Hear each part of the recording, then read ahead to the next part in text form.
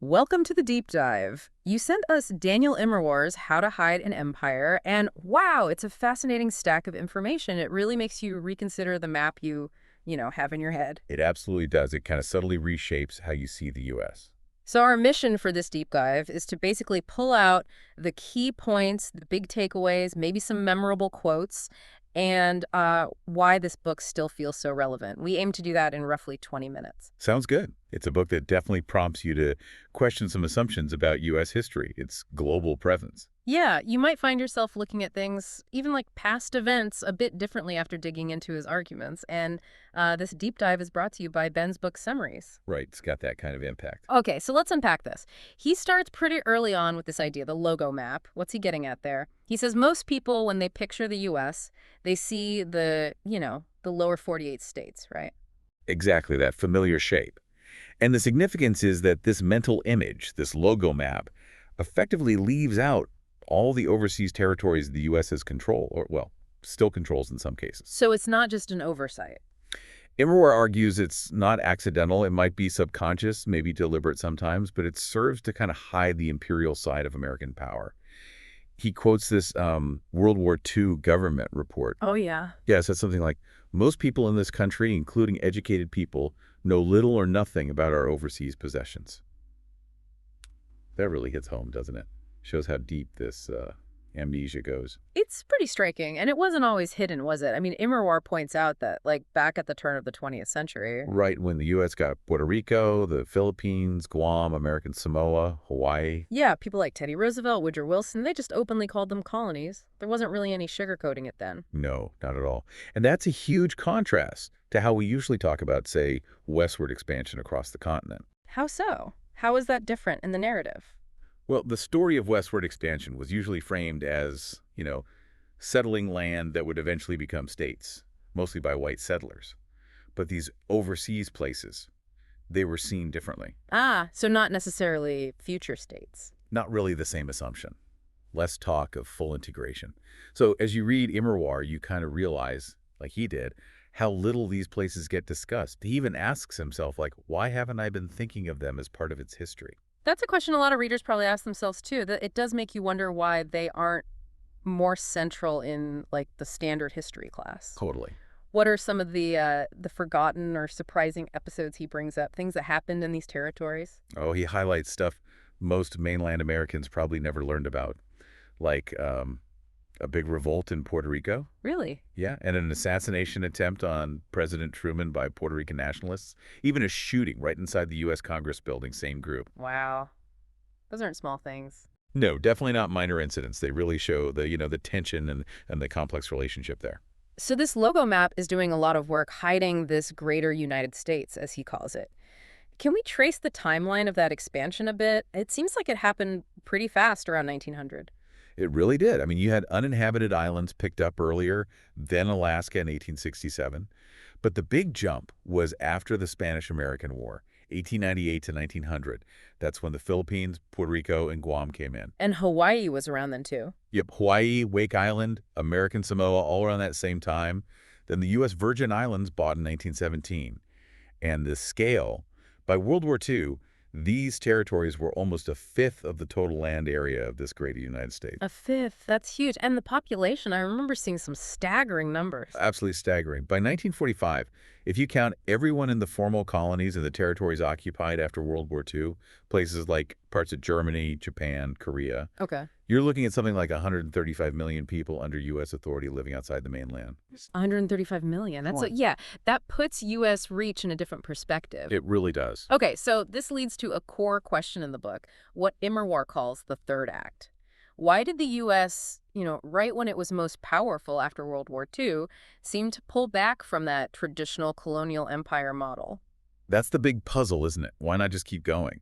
He suggests a few interconnected reasons. One major factor was resistance from the people in the colonies. Right, which makes sense. We saw that with the incidents you mentioned earlier. Exactly. People generally don't like being ruled by foreigners.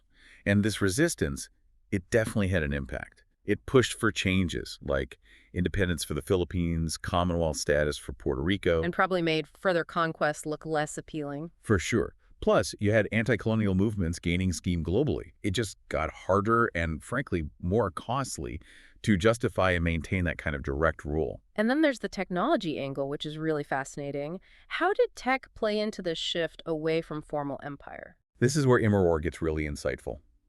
He argues the U.S. developed technologies, especially around WWII, that let it get many of the benefits of empire's strategic position, resources, without needing direct control. Like what kind of technologies? Well, think about synthetics, plastics, synthetic rubber.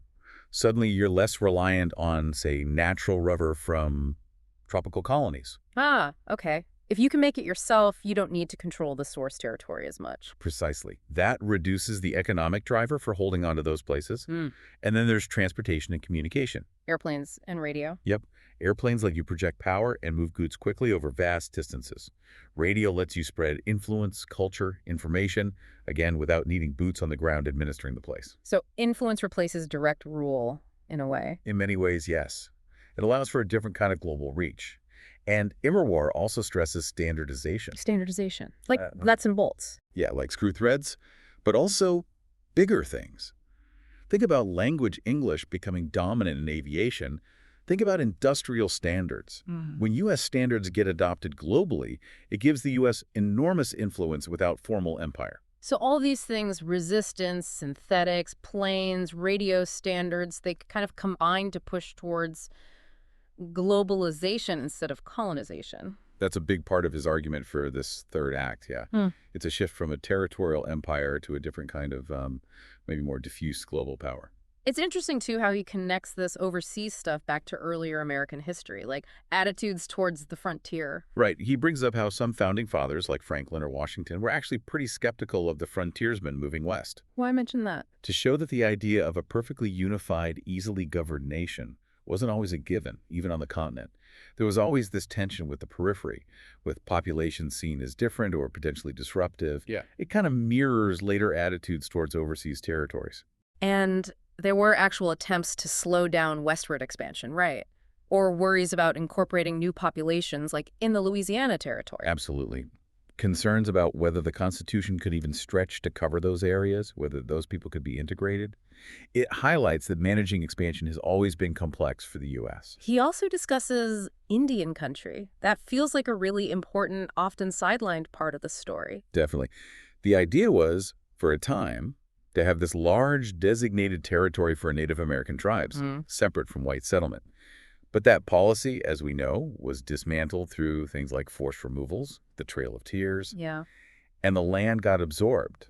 It just underscores the often coercive side of U.S. expansion, whether continental or overseas. He even quotes that play, Green Grow the Lilacs. Oh, yeah, where they call the U.S. a foreign country. Exactly. It just captures that feeling that becoming part of the U.S. wasn't always seen as natural or welcome by everyone involved. Okay, now, for something that seems kind of niche, but he gives it a lot of space. Guano Islands. Why are bird droppings so important here? Yeah, guano. It sounds strange, but it was incredibly valuable fertilizer in the 19th century. Huge for agriculture. Yeah. And the Guano Islands Act of 1856 let Americans claim uninhabited islands with guano deposits for the U.S. So just claim any island with bird poop. Pretty much, if it was uninhabited. And this seemingly small act set a massive precedent. U.S. territory and law could extend way beyond the continent. And these weren't exactly tropical paradises. Not at all. He describes them as pretty barren, harsh places. The work was brutal, often using exploited labor, Chinese workers, Hawaiians. There was even a riot on Navassa Island involving Black American workers. Wow. Which led to a Supreme Court case confirming U.S. jurisdiction there. It was a key step in establishing this idea of an overseas reach for U.S. power, even raising concerns back then about, like, corporations running these territories. Okay, fast forward a bit. The Spanish-American War. That seems like the moment the U.S. really dives into overseas empire building. Big time. That's the Philippines, Puerto Rico, Guam. Suddenly, the U.S. has major populated territories overseas. And while there was an anti-imperialist movement— Mark Twain and others. Right. But they didn't stop it. And Immerwahr points out how the voices of the people in those territories were largely missing from the debate in the U.S. They didn't get much say in their own future. Very little. There were things like the Greater America Colonial Exposition, meant to sort of introduce these new places to mainland Americans, but it was often a very sanitized view. Probably gloss right over the Philippine-American War that followed. Oh, definitely. And that was a nasty, brutal war. Immerwahr details the harsh tactics, things like the water cure torture, reports of widespread killing of civilians. It was a far cry from the official talk of benevolent assimilation. Yeah, sounds grim. He mentions disease was also a huge killer. Huge.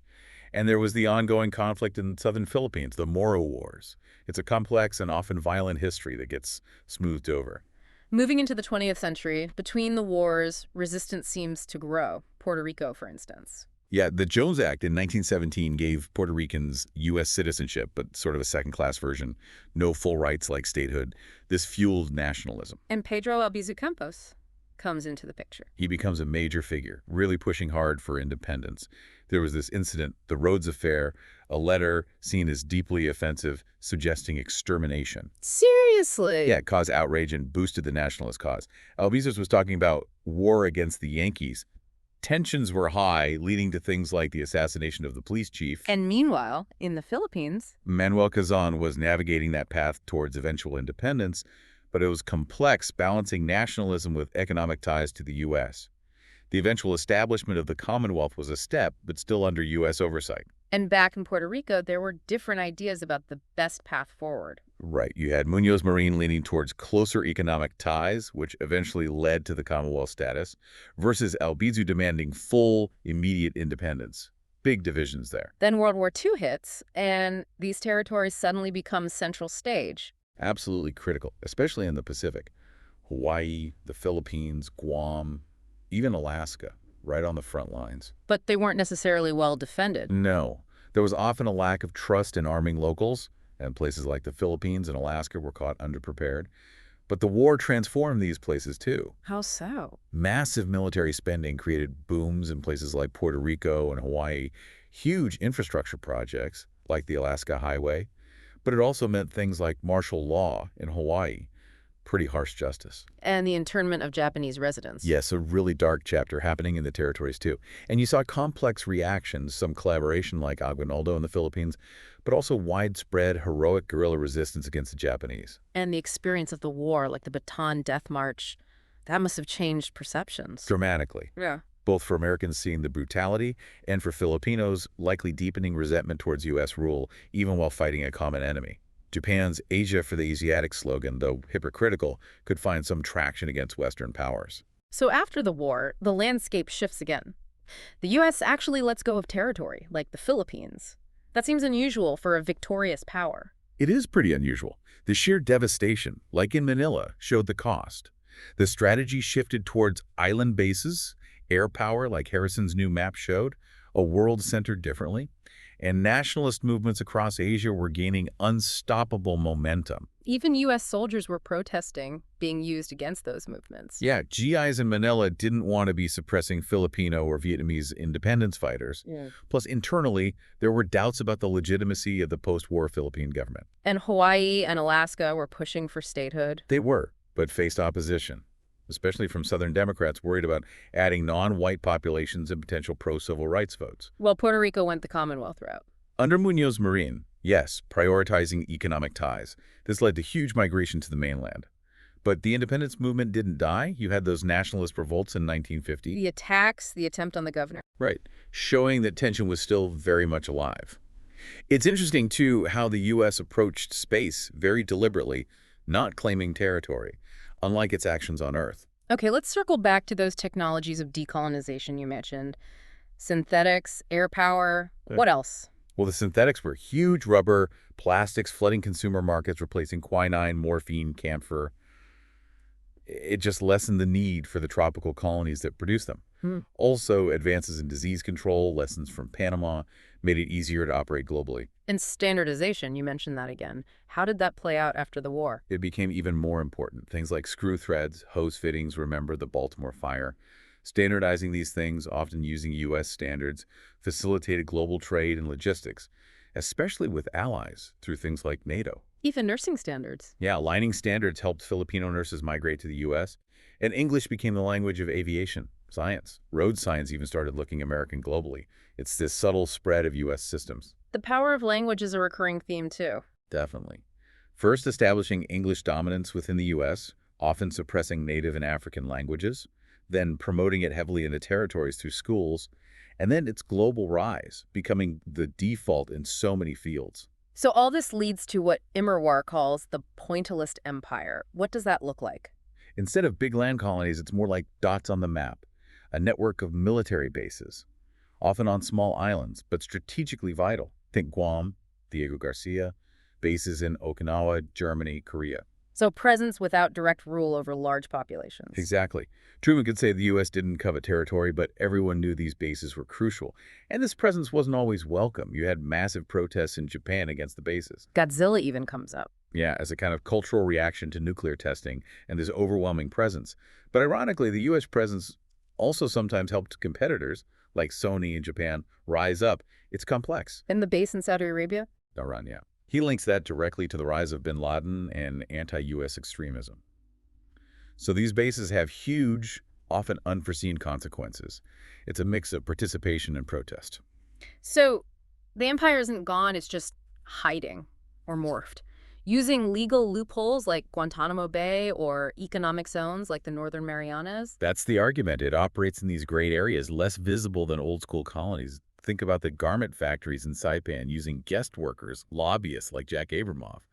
It connects right back to this history of the greater United States. And his main point is that we often miss this whole dimension because we're stuck on that logo map. Precisely. Even critics of U.S. foreign policy can sometimes overlook the actual territorial footprint and its history because it's been so effectively well hidden from the standard narrative. And understanding it is key to understanding so much else WWII start for the U.S., the war on terror, even pop culture. He really makes the case that you can't fully grasp U.S. history or its global role without grappling with this story of the territories, the overt empire, and its more subtle modern forms. Well, that gives us a really good sense of Immerwahr's How to Hide an Empire.